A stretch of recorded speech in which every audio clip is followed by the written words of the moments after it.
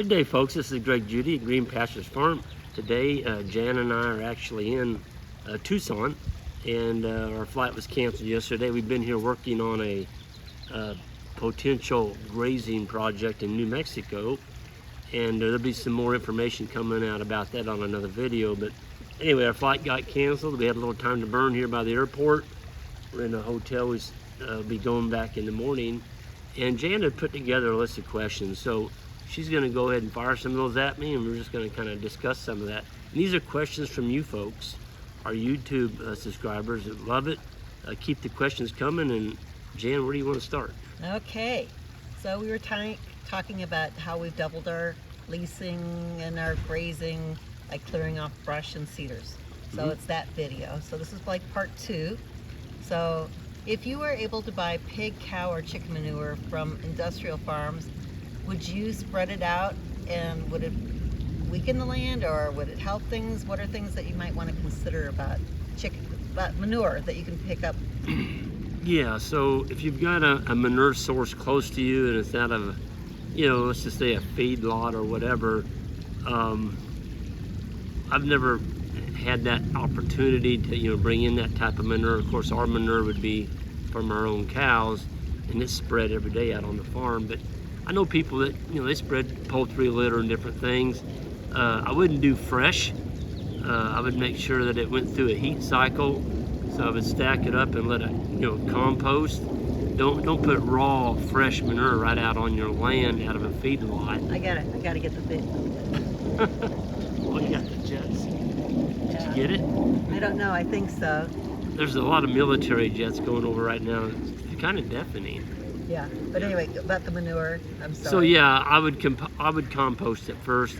When I say compost it, it'd be ideal maybe to put some wood chips and some rotten hay with that manure to kind of tame it down a little bit before you compost it, or it's going to get pretty hot. And you need carbon in there to hold it together. Otherwise, you're going to lose a lot of it through the air. So when you say it's hot, what does that mean? It gets hot. I mean, we're talking 160 to 170, 200 degrees. And when it does that, it won't combust. I guess it can. Anaerobic. Yeah, it goes anaerobic, and you don't want that.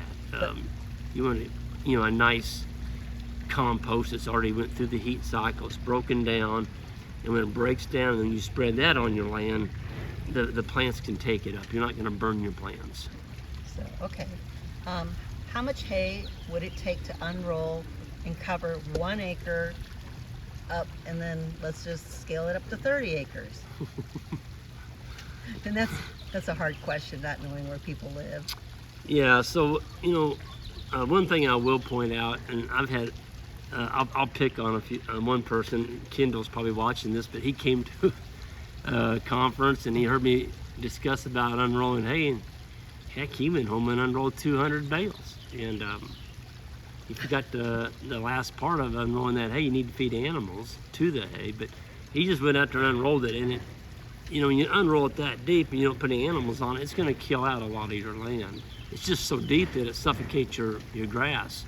So, how many bales does it take on an acre? It depends on how big your bales are. Bales range from 800 pounds all the way up to 1,500 pounds. So you just got to do the calculations. If your bale's 5 foot wide, and on a typical 1,200 pound bale, if you unroll it the way it was baled, so it comes off 3 to 4 inches thick, you're going to cover anywhere from 100 to 125 feet with 5 feet width. So just do the math. An acre, there's 42,560 square feet in an acre. If you have a 5 foot windrow and it's 120 feet long, multiply 5 times 120 feet, what is that, 600 square feet. So you're going to be covering 600 square feet per big round bale. And that's on a 1,200 pounder. Then just do the math. Do 42,560 divided by 600. That's going to tell you how many bales you're going to need. Now, I'm glad you said that though, Jan. That's a great question, by the way. Whoever asked that, don't butt your bales right up to each other as you unroll them. Leave at least a 5 foot space in between rows when you unroll it. Well, why would you do that? I'll tell you why you do it. You get more bang for your buck. The animals walk back and forth between those two windrows. And they're pooping, they're peeing, they're stomping, and you're getting seed, because when you unroll it, you're throwing seed everywhere. So you're covering more land and getting more of a benefit by leaving at least a bale width between your rows when you unroll it. So do that. And something we do, if especially you have older bales, we have these things called pitchforks. Oh, absolutely. I mean, if you put the hay out and it comes off real thick, especially in the first 25 to 30 feet, we always have a 3-tine. There's 3 tines on it, not 4, not 5, 3. If you're gonna be spreading hay, get the right tool. Use a 3-tong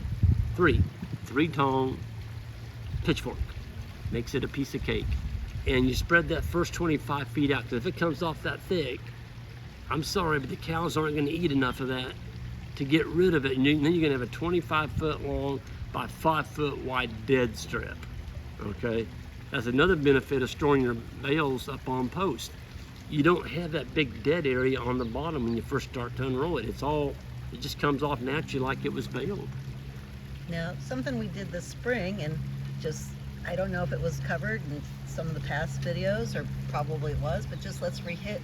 So when it was really, really wet out there, we weren't just pitchforking all over that hay.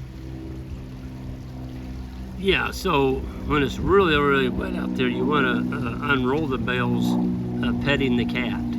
So I'll give, Isaac's the one that came up with that description. Petting the cat means you hook onto the bale backwards, the opposite direction, so that it's actually coming off there in chunks.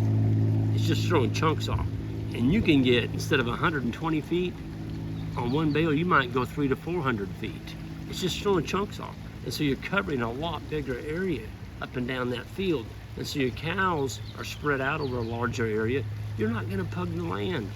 If you get those animals concentrated in mud and there's a lot of rain, you're just gonna stomp it all on the ground. But if you throw it off in chunks and go across your pasture, and certainly helps to have 900 to 1,000 pound cows, you're off and running. Well, thank you. I think that will help some of the people, and especially since right now we're still in the wet area of spring, and that to save some of their pastures. So if you have those 4-inch diameter honey locusts that produce shiitakes, I tried a few, but would other species work better, like reishi on cedars? Maybe. First of all, black locust, cedar, hedge, walnut, forget about it. Don't use any of those 4. They're not going to grow shiitakes. They're not going to grow mushrooms. Just go to the website, Field and Forest. That's who we get our spawn from, and they got a little paragraph there that talks about all the different species of wood and which type mushroom you can grow on there.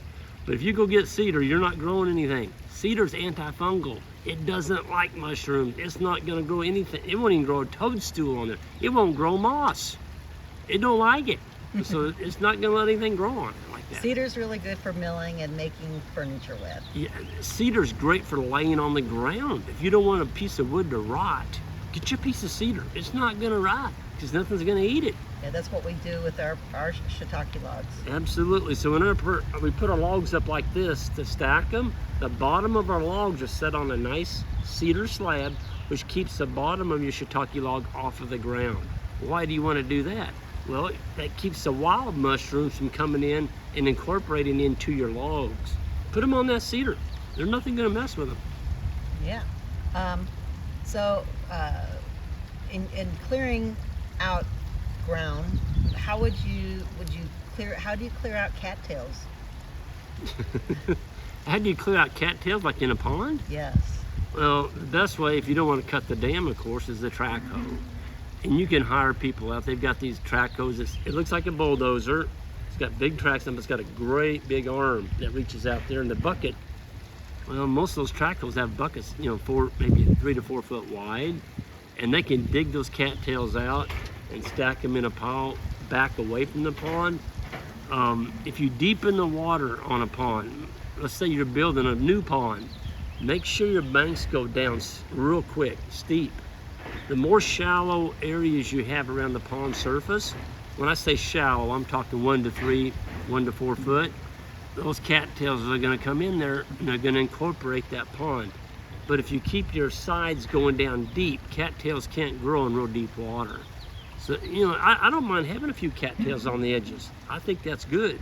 It gives you a good fish habitat. You know, for your turtles, frogs, even the red-winged blackbirds, they like nesting in those cattails. So you're building this beautiful sanctuary for all the other life on your farm.